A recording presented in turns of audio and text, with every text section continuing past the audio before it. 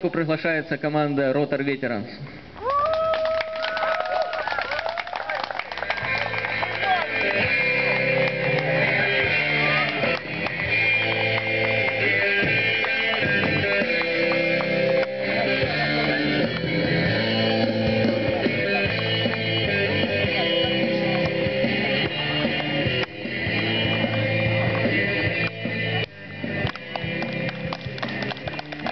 Составы команд: Пинчук Сергей, Ефимов Валерий, Коваленко Григорий, Лучко Василий, Качанов Александр и капитан команды Загребельный Игорь.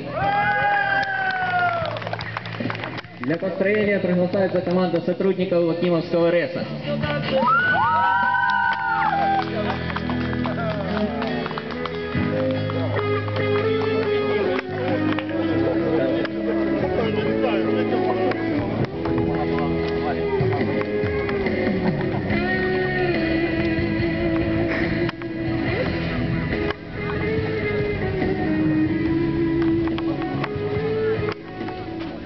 Составы команд: Яценко Алексей, Макушин Олег, Безлепкин Руслан, Паевский Дмитрий, Хрененко Александр и капитан команды Величко Виктор.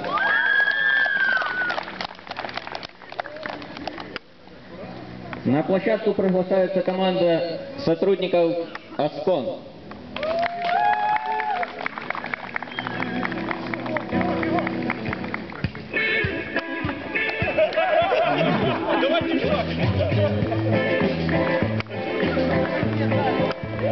Высокие залегали, но не очень-то не дойдет. Мы в засаде года не ждали, невзирая на снег и дождь. Составы команд: Дедушев Анатолий, Почти не горим мы охотники. Тиховод Анатолий, Новиков Василий, Агиенко Владимир, Забара Максим и капитан команды Новиков Геннадий Владимирович.